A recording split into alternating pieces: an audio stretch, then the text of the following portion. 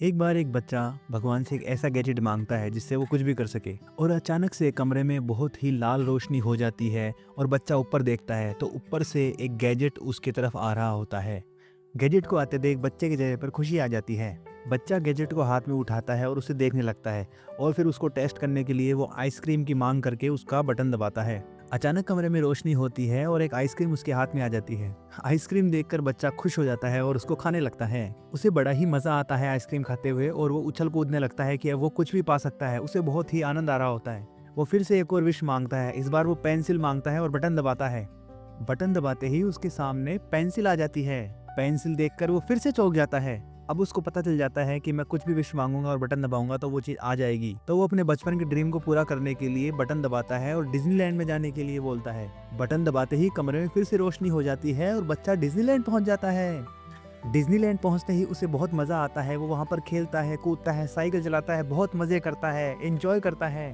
थोड़ी देर बाद जब उसकी मम्मी उसके कमरे में आती है तो बच्चा वहां पर नहीं मिलता, लेकिन उसकी मम्मी को वो गैजेट मिल जाता है। वो गैजेट को अपने हाथ में लेकर देखती है और फिर उसको देखकर अलमारी में रखने चली जाती है। वो उसे अलमारी में रख देती है। डिज्नीलैंड से वो ये सब देख रहा होता है और रो रहा होता है क्योंकि उसे पता है कि उसकी मम्मी ने जो गैजेट छुपाया है उसको दबाए बिना वो वापस दुनिया में नहीं आ पाएगा।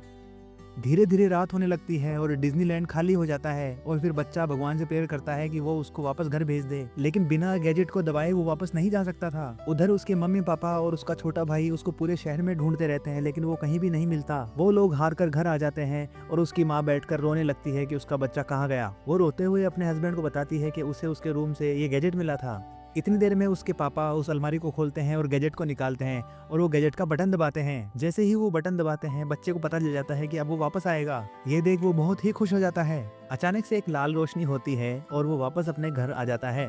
घर आते ही वो बताता है कि वो कैसे डिज्नीलैंड में फंस गया था और फिर वो पापा से गैजेट लेता है और उसका बटन दबाता है। गैजेट हमेशा के लिए वहां से गायब हो जाता है और फिर दोनों भाई अपने पिता के गले लग जाते हैं और खुश हो जाते हैं।